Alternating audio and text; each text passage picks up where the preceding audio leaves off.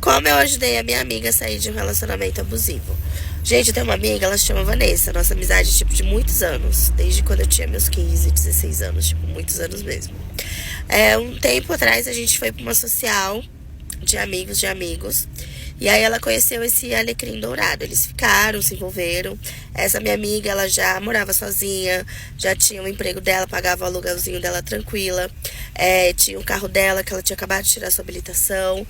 Conheceu ele, se gostaram, se curtiram. Ele levou ela pra conhecer a mãe dele. Foi, tipo, muito rápido o relacionamento deles desde o início.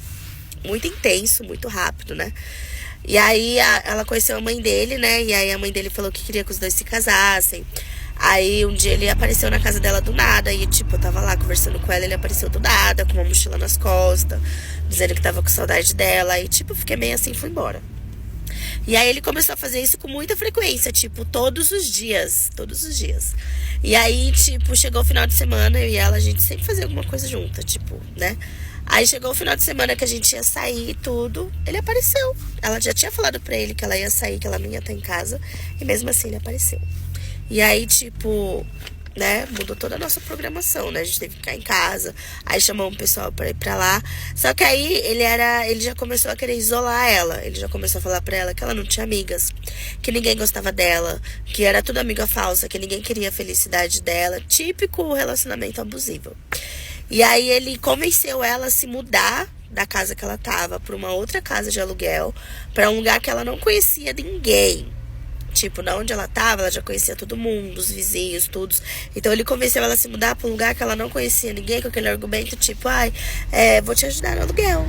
Entendeu, gata? Vamos dividir o aluguel, só que a gente vai alugar outra casa e essa outra casa vai ser nossa casa. E aí ela caiu nesse papo e foi. E aí depois ela começou a me mandar mensagem falando que tinha descoberto que ele era usuário de drogas. E aí eu falei pra ela que ela deveria se separar, porque pra você se envolver com uma pessoa que é usuária de drogas, você tem que ter um psicológico muito foda. Porque senão você não consegue. Eu não consigo, entendeu? Tem que ter um psicológico muito foda pra aguentar um usuário de drogas. Ela me deu ouvidos? Não. Continuou com ele. E aí chegou ao ponto dela pegar ele e levar ele até a biqueira pra ele comprar droga no carro dela. Chegou ao ponto dele comprar drogas e falar pra ela colocar no sutiã uns pinos de drogas e falar assim pra ela, então, gata, se a polícia parar, você fica tranquila, que eu assumo o BO, entendeu? Eu falo que é meu. Aí quando ela me contou isso, eu falei, amiga, se a polícia te para com esse monte de droga aí nos seus peitos, você acha que ele vai falar, é meu, policial, tá tudo certo? Claro que não, amiga, ele vai tirar o dele da reta. Se a polícia te para com um monte de pino de droga no seu carro, o carro é seu, tá no seu nome, você que se lasca, gata. E aí ele tentou fazer ela virar usuária, ele falava pra ela assim, pra ela cheirar, pra ela experimentar, que é como se fosse dentista, que só adormece a boca. Aí ela falou assim que ela não queria, que... né, graças a Deus, né, não se envolveu nas drogas. E aí chegou ao ponto dele começar a agredir ela, mesmo fisicamente. Ele já agredia ela com palavras, depois que ele isolou ela, começou a agredir ela fisicamente. Ele queria usar droga, ele não tinha dinheiro, porque até então ele já não trabalhava mais. E aí ele queria que ela comprasse as drogas, se ela não comprasse, eles acabavam brigando. Ela me ligava chorando o tempo todo, reclamando, falando, amiga, separa, amiga, separa. Ela separou? Não separou, continuou com ele. Aí teve um episódio que ela me ligou desesperada e eu fui lá pra buscar ela, peguei meu carro, fui lá. Não tinha filhos na época, tá, gente? Aí eu fui lá, peguei ela, tava no meio da rua chorando, ela tava com um corte assim no pescoço. Aí eu perguntei o que aconteceu, ela pegou e falou assim que ele colocou uma faca assim, ó, no pescoço dela e falava assim pra ela, eu podia te furar. Eu podia acabar com sua vida aqui agora, mas eu não vou fazer isso porque eu te amo. Imagina se eu odiasse ela, né, gente? Porque se amando já é assim, imagina se odeia uma pessoa, né? Mas ele fez um cortezinho e ela ficou muito assustada. Ele tinha quebrado a casa inteira, chutou. Gente, ele chutou tão forte a geladeira que ele tinha quebrado a geladeira.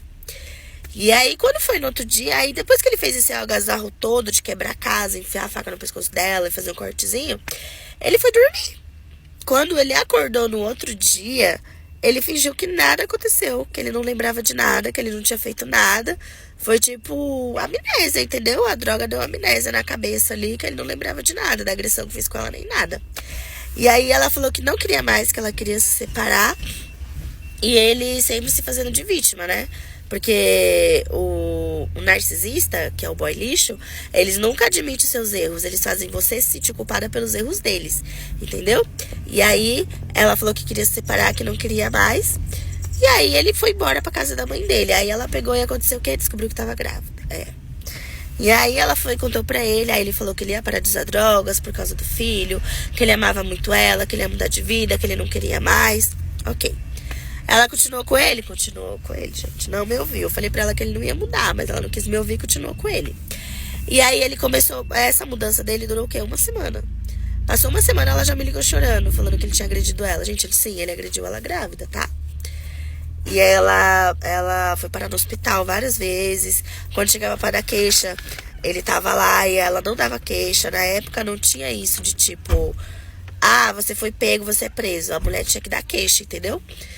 E aí, eu cheguei nela e falei assim pra ela, amiga, lá no hospital, falei pra ela assim, você tem que tomar uma decisão.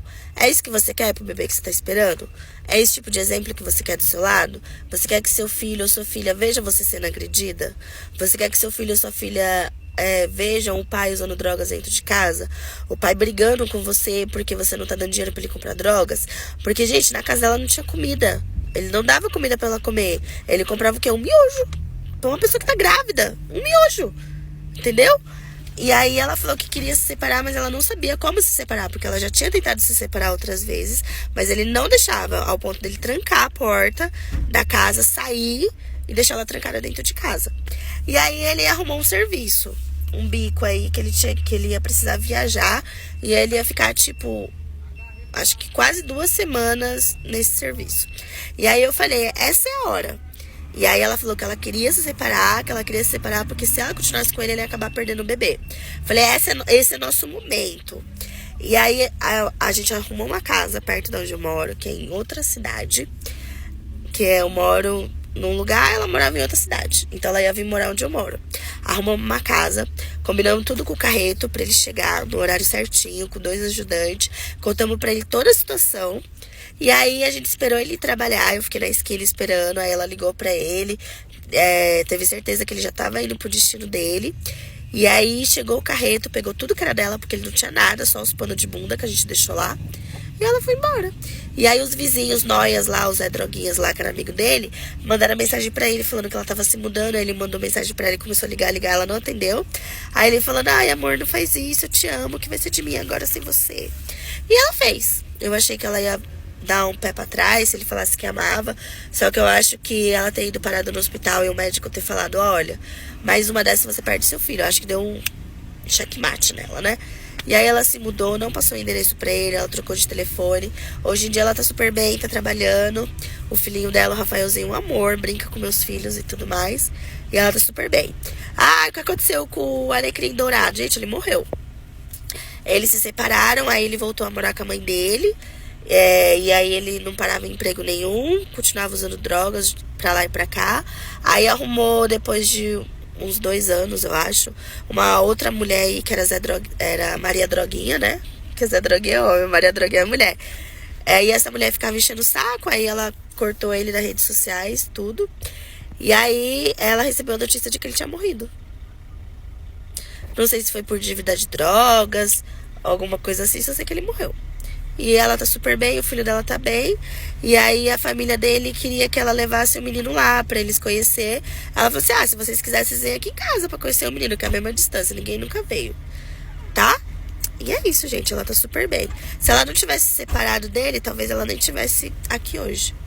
Ou o Rafaelzinho, né, que é meu sobrinho lindo. Foi isso!